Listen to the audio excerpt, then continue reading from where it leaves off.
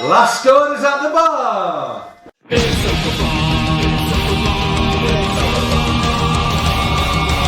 A night in with Mauler and the drinker, getting trashed with the web stream dinkers. A cheap night cause I'm feeling kinda thrifty, got a 10-pack of beers and a bottle of whiskey. Hop off the cork, have a glass of wine, I'll feel safe, I'll be fine. Trouble walking in a straight line, but pour me a Pinot Noir. It's open bar with our hosts, Mauler and the critical drinker.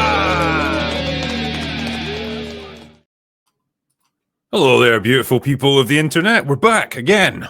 Hello. It's Mulder and I, and we're here to answer some more of your super chats. This time from Open Bar 138. We're doing all the catch-ups this week. Staying up to date. Exactly, yeah, because I think that's a slippery slope to go down. I think you guys at EFAP are still catching up on stuff from like 2 years ago, so I don't want to end up in that position. We are current. I think we have 18 that are recorded now. And it's like, Yeah. doing. A lot of them are super contextual as well, and so when people were making a specific comment about a specific thing from like months ago, you're like, what were they even talking about then? I have no idea. Honestly, a lot of them can be figured out. It's the worst when, say, for example, we're talking about a very specific scene and we say, like, yeah, that character would never do that. And then the super chat says, I think they would. Yeah. And it's just like, well, it's going to be tough. You know, It's like, okay, bring up the footage from that one and we'll go through it line by line. But, oh, well, in this case, we should be all right. We should be able to remember stuff, I think. So I reckon we should just jump right in. And that being the case, the first one here is from Harry Lime. Says, I don't need your help, drinker, and stop pulling your punches. The infected are indeed evolving. They are already smarter than the show writers. That's not hard. By the end, I was begging for a club in my head. Well, wait till you see episode 2, man. Yeah. David Marshall says, still no Rags since episode 50. I thought you liked dogs. He must have been on since then. We had Rags on for our 100th episode. Hey, it's just good to know this person's a big fan of Rags. That is, yeah. Like to hear about that, yeah. Loves the doggo. We'll get him on, don't worry. Blue Collar Loser. Saw Accountant 2 on Tuesday. Fun sequel. Bernthal and Affleck play off each other very well. Loved him in the BA finale. Also, I saw Warfare in IMAX. Worth it. Yes, you should definitely see Warfare in IMAX because a lot of it is dependent on the sound design, which is fantastic. Akimbo Toast says, a local theatre was playing Crimson Tide in remembrance of Gene Hackman. I saw it and was enthralled the whole time. Seems like a great candidate for Drinkers Extra Shots. I honestly thought I'd done Crimson Tide already. It seems like one of those obvious choices, but yes, I love it. It's a great movie, and Hackman and Denzel Washington are superb in it. So, gets a definite thumbs up from me. Blue also says, so 5'1" Bella Ramsey makes a 6'4", 240-pound man tap out. Sure, Abby is tiny. Oh my god, even Dark Hour can take Ellie, and he's old and chubby. I'll see you in hell, sir. I think you read that. I know, it was just so funny. I had to do it again.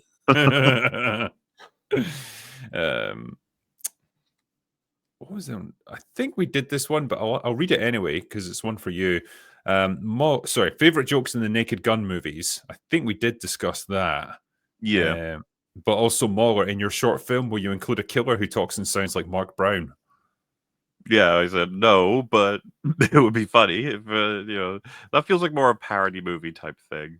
Though you could make a pretty, cool psychopath who talks that way. I think, it could work. The Fixer says, finally watched Snow White. The only thing I enjoyed was Gal Gadot's acting. I rate the movie 1 out of 10. I would rather be waterboarded again. And yes, I've been waterboarded. No further questions. You in the CIA or something, bro? If so, cool. All I know, fun facts about waterboarding is, didn't Christopher Hitchens say he wanted to try? He did it for like 2 seconds and he said never fucking again. That was like the worst in hell or something. I mean, it's a method of torture. Like, what did he expect it to be like?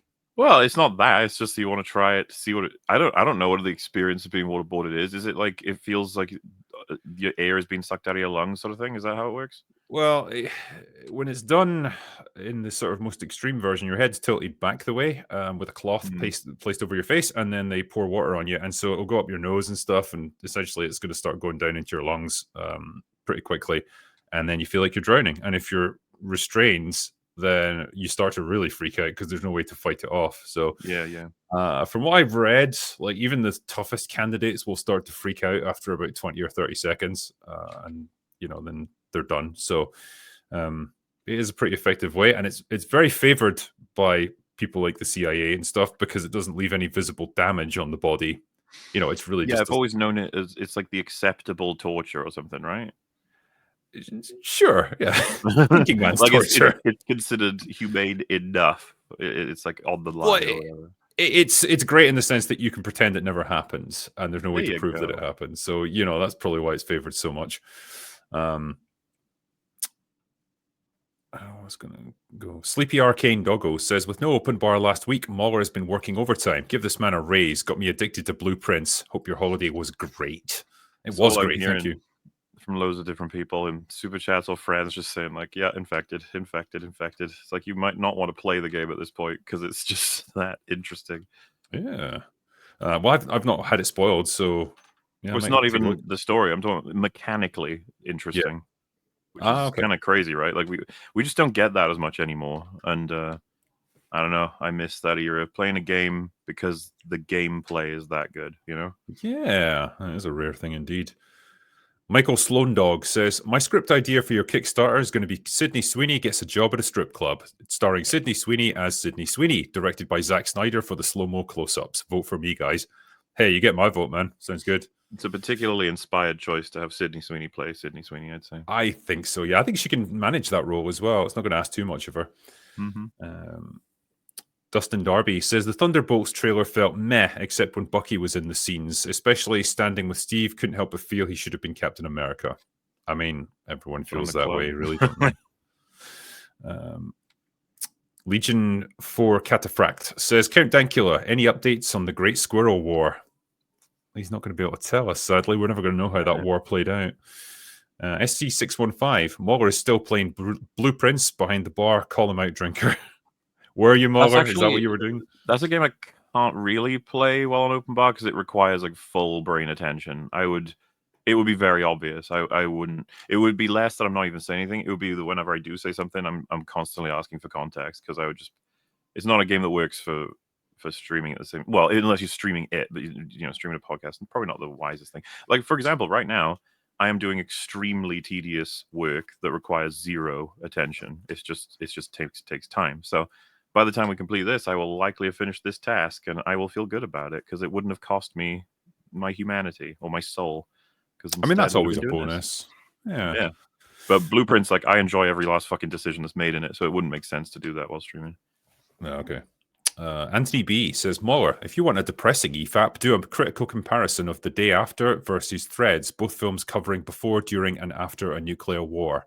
Rewatched them both recently, and it was a very fun evening. I imagine, yeah.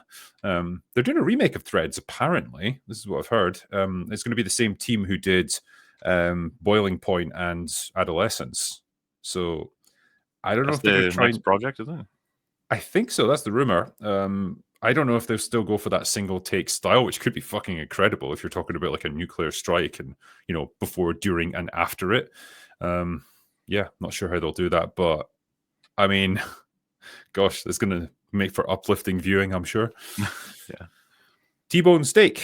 Johnny from the F4 trailer talking zesty. Lady from Devon may cry took over the show. Ellie disrespectful and saying, should we let the men do it? Like, come on, man. Well, and that's not even in the game, right? That line? No, I don't remember that one. So yeah, that was just cringe for no reason.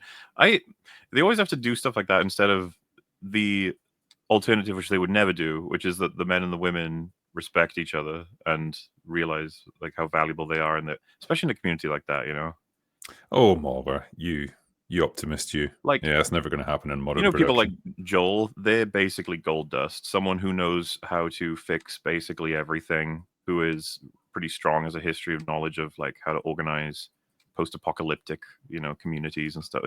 It's just like, man, he should be fucking at the point of everybody is desperate for his help and opinions, rather than, yeah. Like there's just this air of like, I don't care. Just like, Well, there's so many aspects of it where it's like you can just tell it was written by fucking metropolitan progressives. It's like in this kind of environment, they would never even send women of childbearing age out into the field for scouting missions. They are too valuable.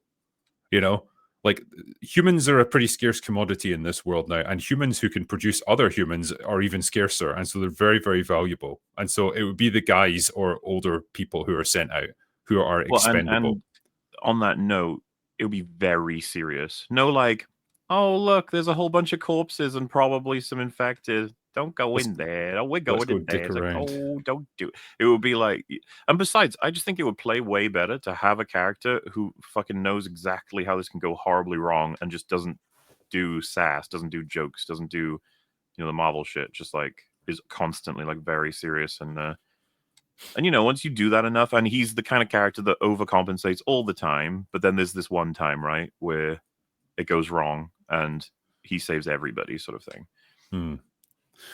Filthy Casual. Channel hit 1,000 subs. I'm coming for your asses. I also intend to steal your audiences. Also, Okay. DDBA was an absolute atrocity from beginning to end. Daredevil Born Again. Oh, yeah. Obviously, we haven't really fully caught up on that, but like you have no intention of watching any more of it, and you will never be compelled to by anybody. So, well, I mean, you literally told me not to watch it, like it wasn't worth my time, and it's like, well, I'll trust you on that one because I wasn't exactly desperate to catch up with it after like coming back from holiday. So I'm like, well, if Muller's just telling me it's not worth it, I'm just saying I wouldn't blame you for thinking I'm a little biased because I kind of hated it from episode 1. But what I'm saying is, I'm not going to find anybody now telling you anything but leave it alone. Like I said, even Gary would tell you to just not watch it. Yeah, and I'm fine with that. I've saved myself a good few hours. Magnum Norse, only a drunk Scotsman can outdo. Sorry, lost my train of thought. Don't we all? Master of Puppets, Muller, you bastion of Long. If you had to have either Synthetic Man or Organized Chaos on EFAP to defend themselves, who would you pick? If I I'm couldn't picking stand to listen to Organized Chaos for that amount of time. Like that would surely like drive you. That was a insane. good first question. How long? Is it like half an hour? Because I think Organized Chaos would produce the funniest results. He is like a clown through and through. So, but I wouldn't want to be in a room with him for too long, you know? Synthetic Man would probably be the more interesting conversation because after he's done his sort of edgy memes, I'd start actually asking him like things about video games and seeing if he actually has anything substantive to say about them instead of just relying on like, just like sort of a cultural aspect alone. He seems to think he knows what makes a good game mechanically. So I wouldn't, that would be the more. I'm sorry, like this may come across as weird, but it's like there's nothing interesting or insightful coming out of Organized Chaos's brain. He's broken. He's a broken man with nothing in there. So like, yeah, it depends on what you're looking for. Because I think he'd be the way funnier conversation though. Yeah, it'd be funny to watch you time in knots. Bass player by saying hello, basically. Yeah, it's just like, oh, I can't cope with this. 2 Scots and a Welsh monster walk into a bar. There you go. End of story. Go Ghetto says, Muller, I was lazy and didn't finish the stream of yours where I initially asked, but when is a good stopping point for The Simpsons? Okay. So yeah, generally speaking, around season 9 or even 8 is when the teams switch over. So a lot of people say that's the end of the golden era. You'd have to check on the specifics of that because I always forget it. But I tend to feel like it fizzles out a little bit later. You start getting like episodes that are pretty damn good, and then episodes that are a little bit weaker and weaker and weaker. And I always tell people like just stop once you're post season 10. Just stop whenever you feel like it's not that funny anymore. Yeah. Captain B, hail to all. Thanks, Muller, for your Born Again EFAP. Given how much praise this crap is getting online, your 5-hour takedown felt like therapy. Well, I think you could tell it was for like Friggy at the very least. He had a lot to say. He was very fucking unhappy. But broadly, yeah, I thought it was really good coverage. We went into as much depth as we could, pulled some meta here and there. The fact that 2 different creative teams made that season and trying to find where the lines are, where the edits are and stuff, and going from like all those navel gazing comments, the comment about how it's going to be better than the Penguin, all that shit. It's just like, what a horrible adventure, man. I just looking back and it's funny because Fringy said like I never have to think about it again. It's like as if you won't want to cover season 2, like when it inevitably ruins a whole bunch of other shit. Yeah, it's like a druggie. He always comes back. Yeah. Cutting edge tactics. Drinker, I emailed you regarding providing firearms training and technical advisement for the upcoming projects in order to help bring them to the next level. Hope you take a look at it. Cheers. I absolutely will. Thanks, man. There's going to be less like action and gunplay in this time around, but there's potentially a sort of fragmented flashback of a house assault that we might get to use stuff like that for. So yeah, it's really going to depend if you're able to get yourself to like Canada where it's going to be filmed. So yeah, I'm not sure where you're based right now, but thanks for the offer, man. Senior Brightside, Muller, could you settle a debate for me? In your opinion, which show has better writing, Breaking Bad or Better Call Saul? Oh, well, instinctually, I don't know if it's controversial, but I would have said Breaking Bad. I find it overall as an experience, the highs of Breaking Bad, not only can Better Call Saul not quite get there, but most TV shows don't. The whole sequence in Ozymandias with everything going to shit was just exceptional after watching all those seasons. Walter White's arc is just one of the best in all of storytelling, like in terms of believability. I don't care about the whole like you shouldn't idolize Walter White. He's an evil person. It's like no, it's just a fascinating character study. I don't need to talk about any of that.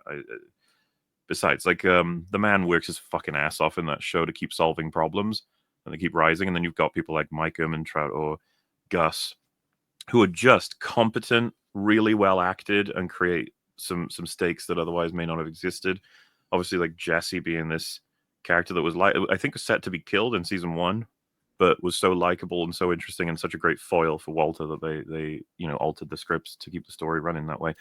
It's all of this. I've seen Better Call Saul sooner than I've seen Breaking Bad, and I remember Breaking Bad pretty much back to front, at least the broad points. But Better Call Saul is kind of blended together. Obviously, Bob Odenkirk is fantastic, and you get a lot of Mike in it as well.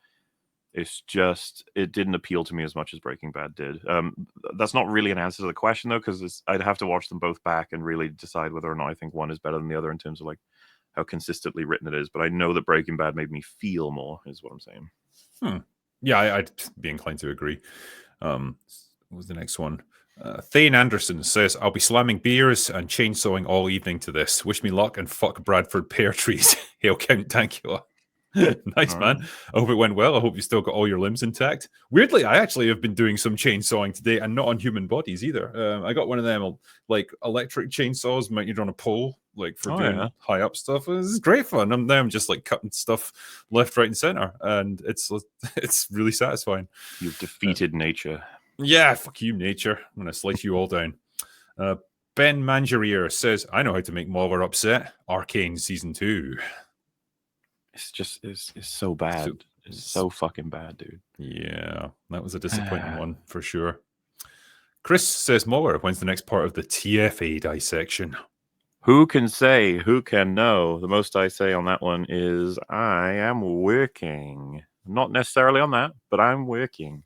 Tell him, Drinker, aren't I working? Isn't it true? You are indeed working, yeah. You were working on many different things simultaneously as well. So, yeah, once they're all out and done, I will then tell people how much of a fucking nightmare this era of my life has been. But not until they're done. Yeah. Just be like Mauler's life, an unbridled rage. And then they'll be like, do you do this to yourself? And I'm like, no. This is definitely fate. Irish Skywalker says, greatest day ever. All day blueprints with Mauler, now open bar with the Drinker and Mauler. Can't wait for Revenge of the Sith next week. Cheers. Awesome, man. Oh, yeah. Drunk Mummified Ryan says, in the Fantastic Four trailer, around the 20-second mark, is that a female patrol officer or am I crazy? And if so, why is she wearing pants? It's the 1960s, for fuck's sake. Is it the 1960s, though, or is it just an alternate reality that's like they can 60s kind of aesthetics? They can do whatever they want with alt 60s, right? Technically, they can be like, well, whatever reason that the thing happened in our world, it's different in yours, but we're not going to tell you why. So I mean, I'm not too bothered by the changes. I just, as in like what makes a world different. I just hope that it's cohesive. That's all. But I just don't have any fucking hope with Disney at this point. Yeah. Nope, it's all dead. Freddie Litt says, thoughts on Robert Pattinson playing the villain in Dune 3? I mean, Pattinson's a pretty good actor when he's got the right material, so I'm not against it. Yeah. Sure. Yeah, we'll give it a shot. The masterpiece. My theory is that wokeness is used to devalue and or bankrupt companies, so they're forced to sell to monopolies or to China, ultimately robbing Western nations of their culture and creations. I mean, that's some pretty grand 3D chess there. I'm more inclined to think it's just, shitty executives hiring too many woke activists, and, it filters through into the product. Well, and you combine it with people who apparently just can't write in general. Sure. So, because there are people who can. There's like a scale, right? Of like how well executed something can be, and I don't know what's going on. But we seem to be dealing with an army, it's just a whole world filled with writers who just don't give a fuck. Yep. Hostile hippie. I lost 104 pounds over about 2 years recently. I was over 300 pounds to begin with. My congratulations on Dankula's hard work. I know how hard that can be. 104 pounds is a lot, man. That's crazy. Yeah. But yeah, well done, man. Type 0. 14-year-old Ellie could kick 19-year-old Ellie's ass. Okay. Radio Spec. Played Last of Us 2 in 2019, much to my regret. After hours of masochism, my only relief was watching Fat Geralt absolutely lay out Lev into the garage door. It was a moment in gaming. People are asking, like, genuinely, will we see Fat Geralt? It's like, why would they give us that? They would never give us that. Yeah, exactly. It would be so fucking awesome, but we're never going to get Fat Geralt. Your Barmy says Joel and Kingpin do joint therapy. Yeah, what is this thing about putting male characters into fucking therapy sessions? Dude, you're lucky you didn't watch more of the Born Again stuff. They eventually have Kingpin talk about how uncomfortable he is made by the sexy hands that Adam has, that Vanessa fell in love with him for. Oh, God, no. And, and Kingpin is just... Kingpin says to Adam that you and I have shared the same experience. It's so like, when the new team take over in episode 8, one of the first things you hear Kingpin say to Vanessa is, "I haven't fully appreciated just how much you've taken care of the company for me." It's just like, oh my god, it's like, what? Why lay off it? Yeah. Why must you insist? It's gotten to a point where even if it's true, the dialogue is cringe. Like it's like we see it. You've said it a million fucking times. Yeah. 007 Angelo says Dankula's "Oh no, what happened?" epically funny. It is a great clip. I do love it. So appropriate. The Right Tackle says recently read Christopher Boltzmann's horror fantasy Between Two Fires and really liked it. Have any of you read it? And if so, what were your thoughts? I'm afraid I have not read it, so I don't know much about it.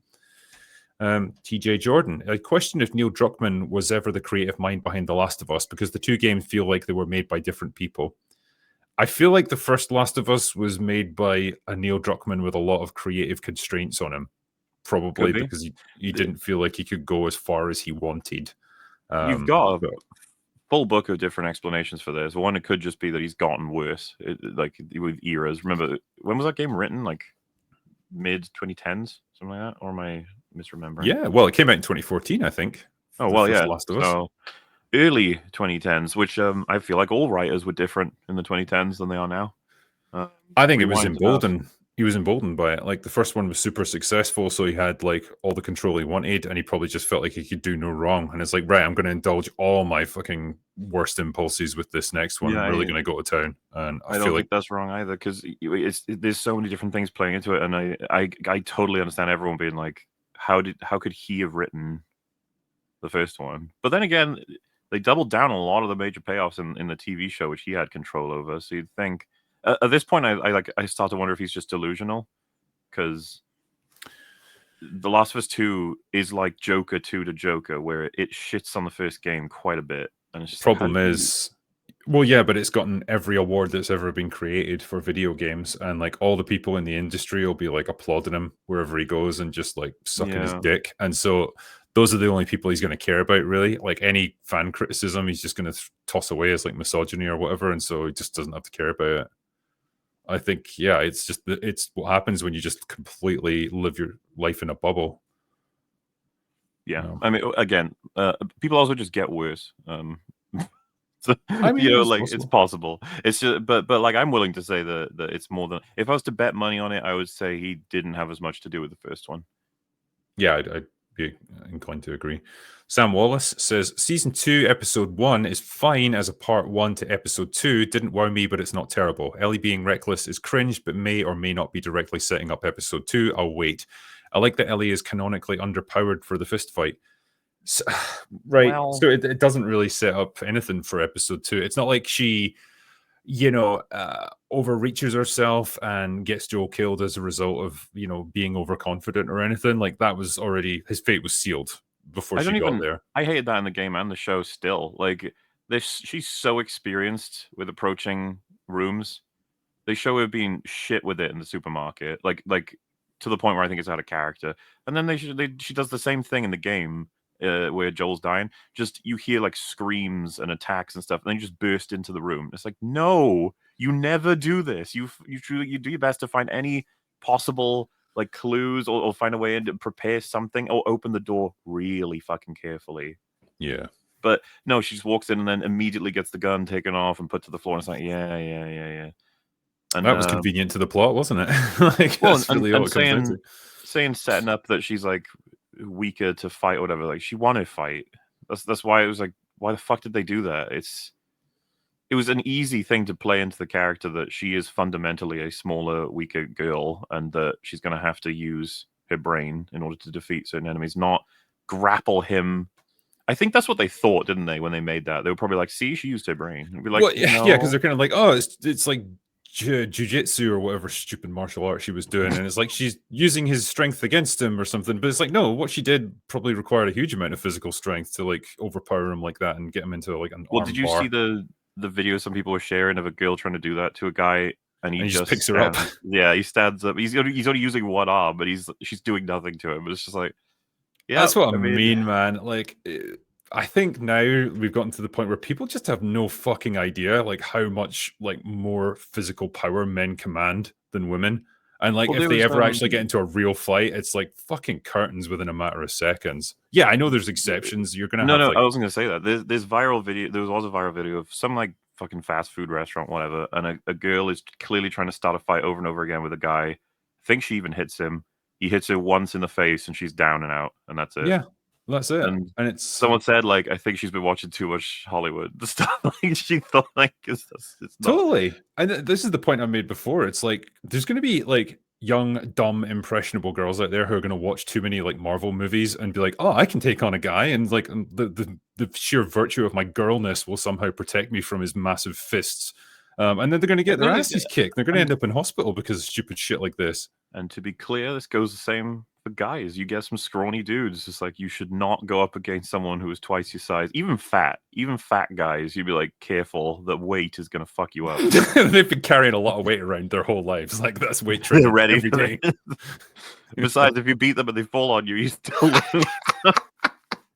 It's like this tree toppling sound. Like, oh no, that is the equivalent of what was it called in Call of Duty? The martyrdom, I think it was, the perk where you drop a grenade whenever you die. That's the fat person equivalent. You just David Gannon says, "Hail panel and welcome back, drinker. As someone in BSUP said last week, Bella Ramsey is a Habsburg. Generations of incest breaking DNA." Yeah, I've Muller and I were sort of talking about this. I think it's probably time to lay off Bella Ramsey's appearance. Like, seen all the memes and stuff. And we've all had a bit of a laugh with it, but it's like ultimately that's how she looks, and she can't really like change that. And so I'm not going to blame her or mock her for that necessarily. It's just like I can definitely say she is poorly cast as Ellie, but there's an aspect too of I think we're all broadly agreed. The problem with this is much like good editing, you can't tell when it's done right. But we broadly agreed we don't want to encourage people to get plastic surgery. Yes.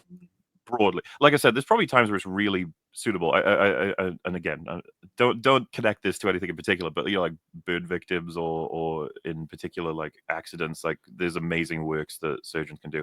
But of course, I feel bad for referencing it, but I mean, whatever, she did it to herself. Erin Moriarty, actually aged herself up by fucking 20 years by getting some of the worst plastic surgery I've ever seen. Please never do that. Like, so it's just the worst thing ever. So, broadly, like I said, try to move away from encouraging. I was about to say people, but it's really more women. Men, if they get it, it seems to be stuff that you can never even tell. like probably like touch ups or some Unless it's tightening like here and Mickey there. Rourke level of fucking Oh dark. yeah, yeah, But I think that was because he got his face smashed in as a boxer more than anything. right. Which did you hear the news about him recently? Last thing I heard about him, he was in like Celebrity Big Brother or something. Yeah, And he had to yeah. get removed. And he said the F slur as it's referred to. He called someone that Ooh, on gosh. there, and I think he even said, I wasn't saying it that way. I was like cigarettes. I think Sure, buddy. I think he tried to escape it or whatever, but yeah, he got booted out for that. Which, like, yeah, be careful, mate. You don't want to be Oh, doing yeah. that on like Big Brother. The whole Yeah. fucking premise is everybody is watching you to wait for you to make mistakes. I mean, to be honest, like he doesn't have a career to like lose at this point. You know, he had the world at his feet after doing The Wrestler. That was his big comeback, and it's like he never really capitalized on it. Did a bunch of shit films and then just devolved into madness again. Yeah, I haven't seen him in a while now. Expendables he was in or something. Yeah. Lumpy Grendel says, watched SAS Rogue Heroes this week and thought, why don't they make series like this more often? Recalibrated everything for me. It's awesome. Nice. Type Zero, keep in mind that Ellie has been in this community for 5 years. She can't fight, she can't cooperate, and she has to be, and she was told to stop doing those things. Yeah, but you know, when she does it, it's endearing because she's a free spirit who doesn't That's what I need mean. anyone. In that second episode, there was this brief moment where I was watching Tommy set up the defenses, watching all these people who knew what to do through drills, clearly getting their guns, making the walls, getting the siege defenses ready. And I was like, it's a little bit of competence. I just don't.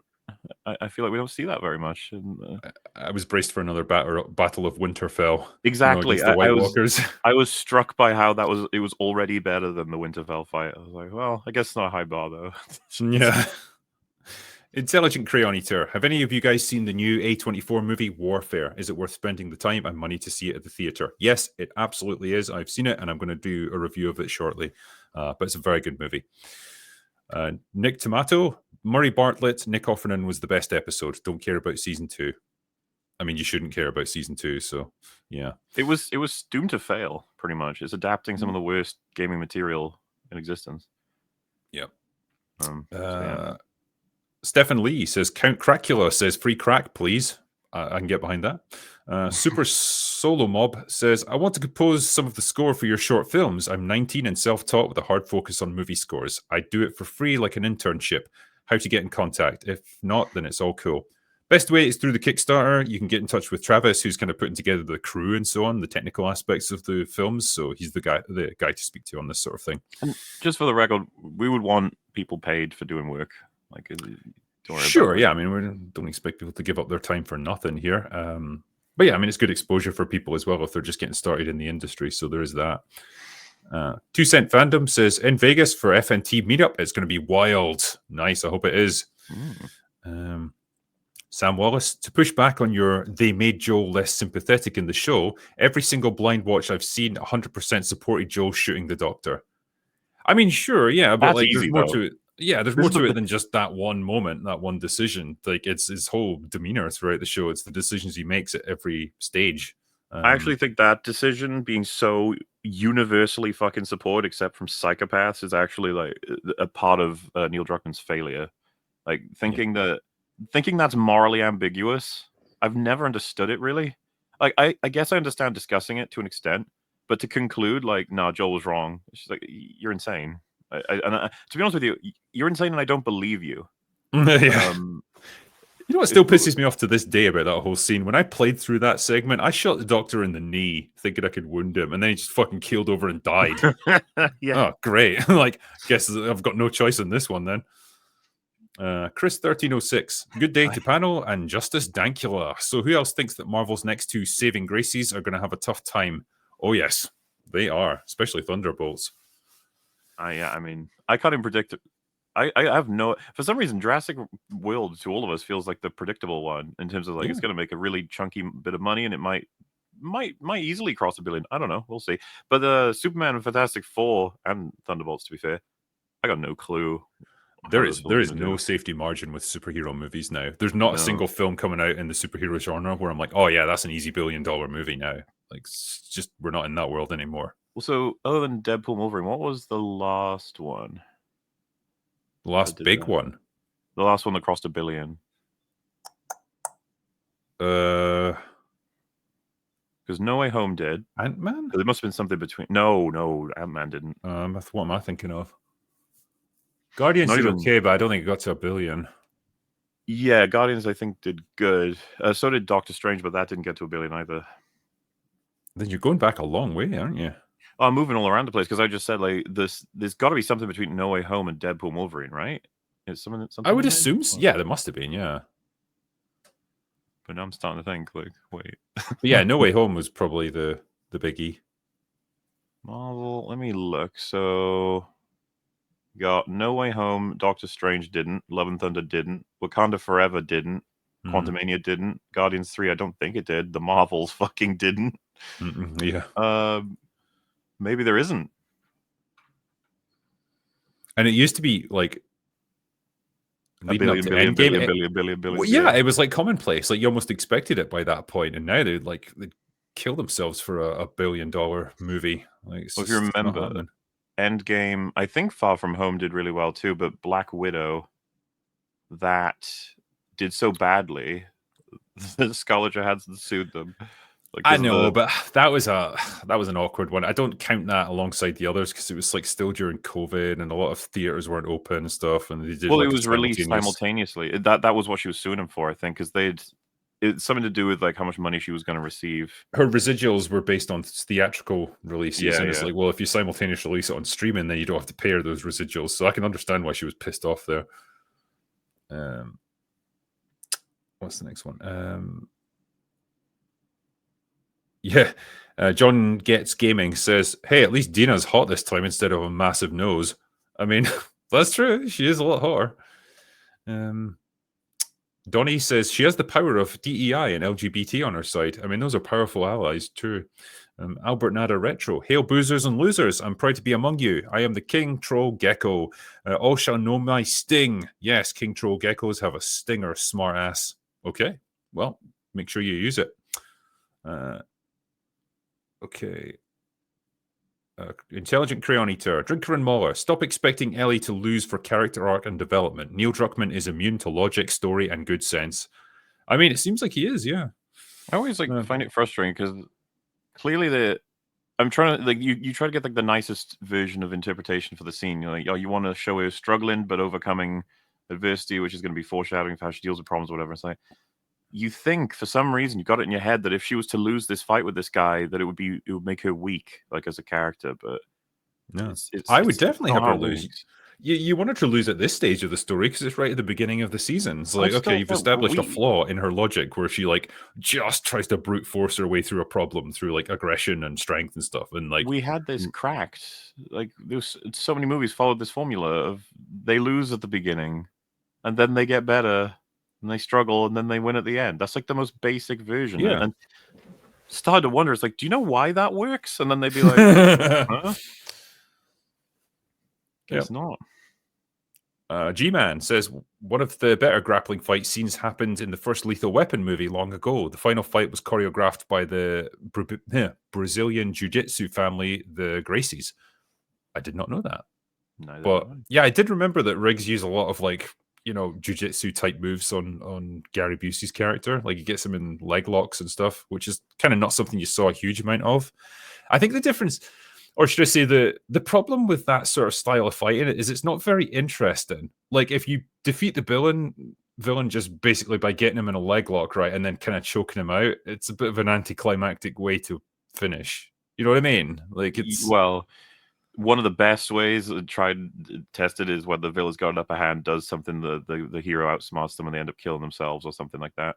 Yeah. That's a really common sort of. It makes me think about like Patriot, where that's kind of different but similar. It's such a like impaling the British guy with the American flag. So are you getting it yet? It's like this is a patriotic movie. Eyes to the Sky says, howdy panel, what's your take on the current YouTube landscape? Is it too late to try and dip one's toes into the wild world of media criticism? It's never too late.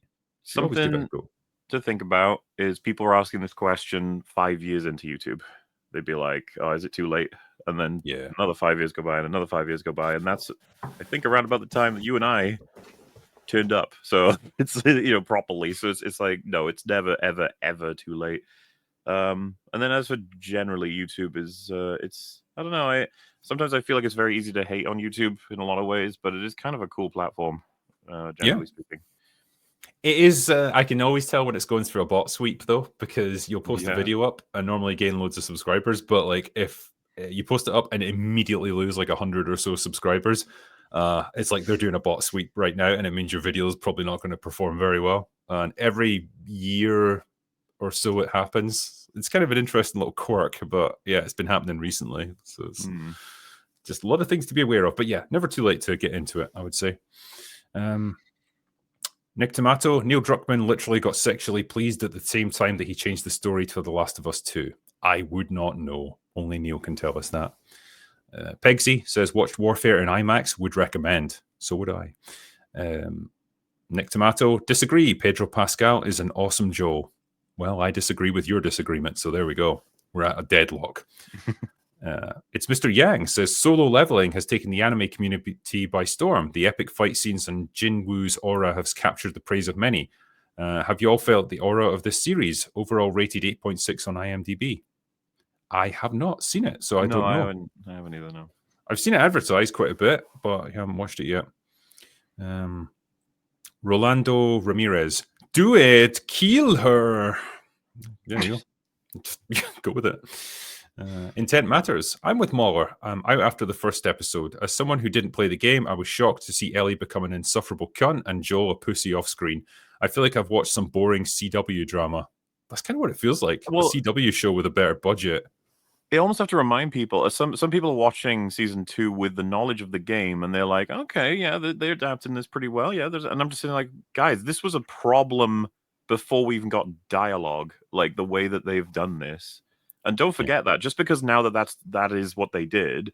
So like I think that the TV show deserves all that criticism too. It's like, why the fuck have you done this? Why have you skipped over an amount of time and then made both of the characters people care about absolute shit? What's the point of that? Yeah. And you destroyed the relationship they had, let alone how unenjoyable they are on their own. Because it would be fascinating to have a conversation with like Neil Druckmann about all this. Just like, present him with all this stuff and be like, why? What is your thinking here?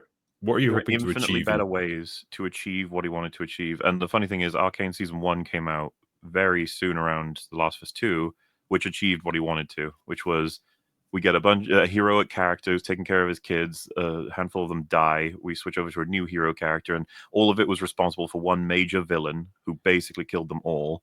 And he ends up being everyone's favorite character by the end of the show, not just like a Darth Vader way. I just mean that like they managed to pull that off. They made you sympathetic to somebody who ruined everything.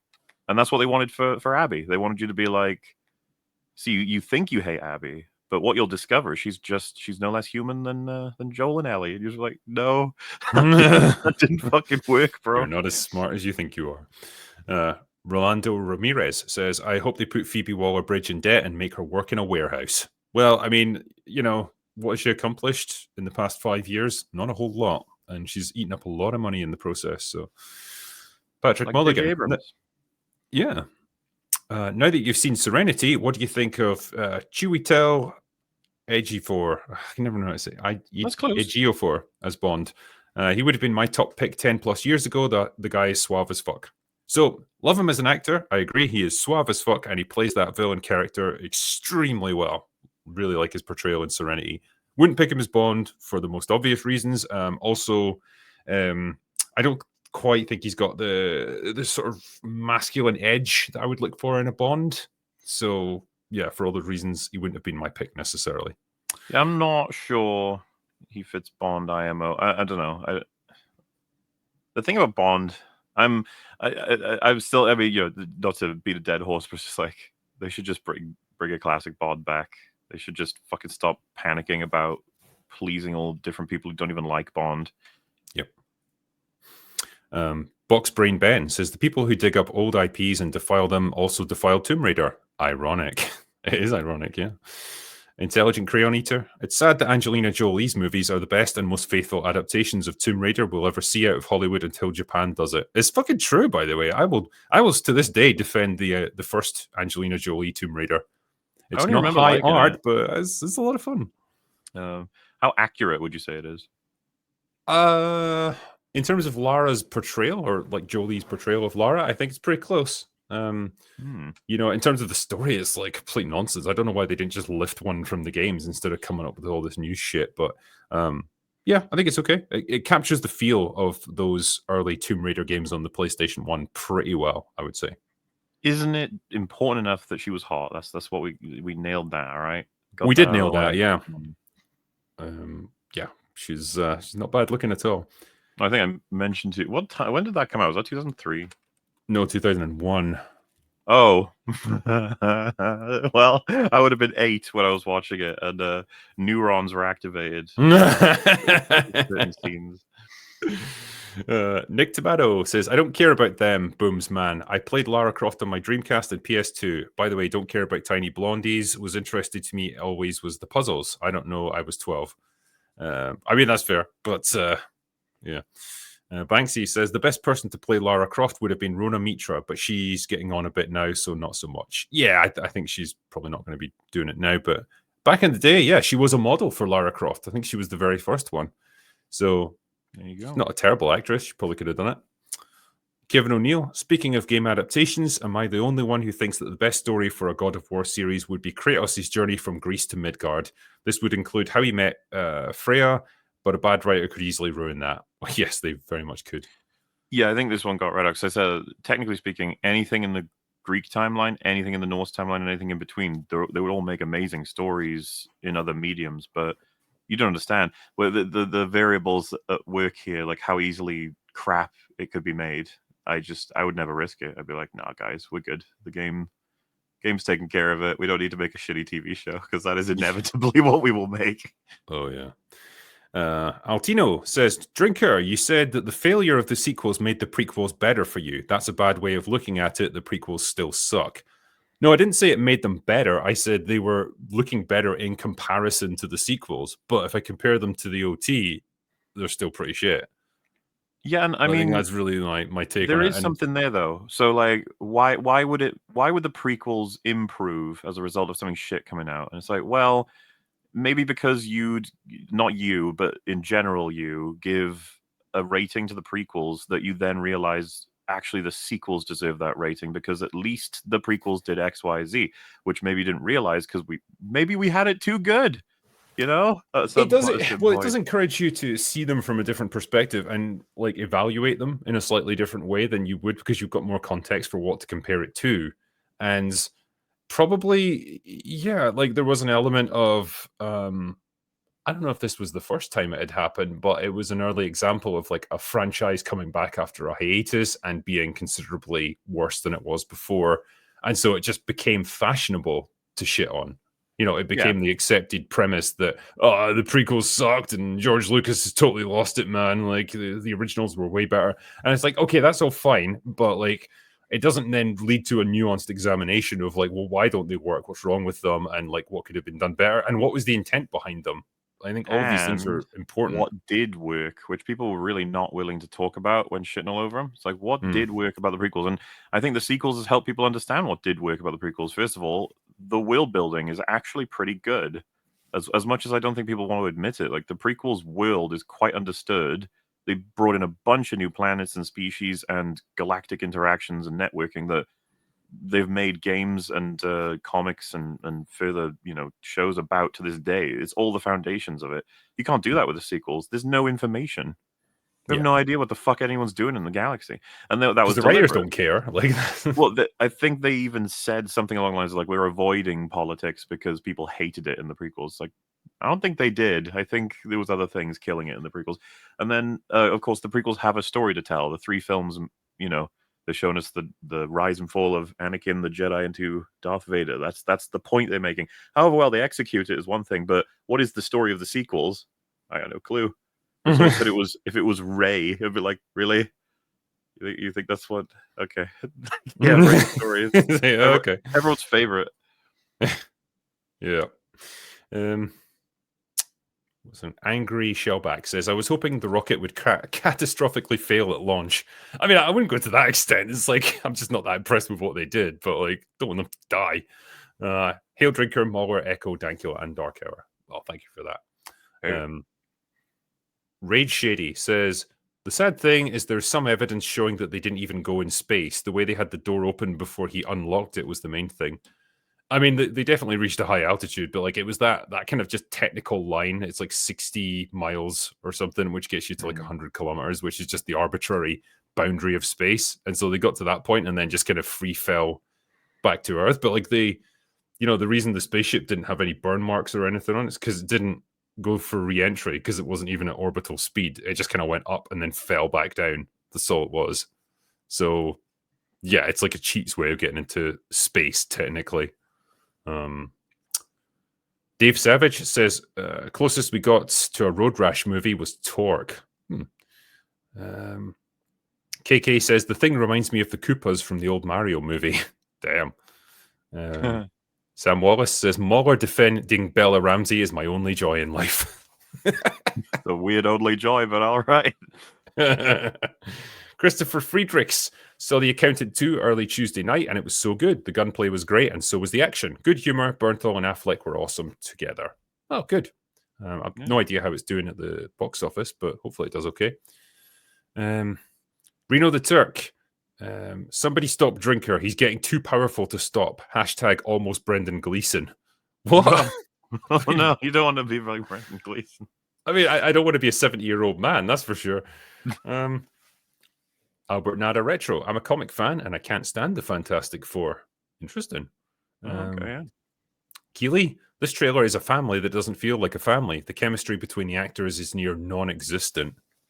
I mean, I don't know if we've seen enough to really judge it on that, but Aided Clock says, but Drinker, Hollywood hates the idea of family. How are a bunch of daddy issue writers supposed to write a real father and uncle's dynamic? Well, they won't. I mean, they're not going to act like a proper family with a patriarch and stuff.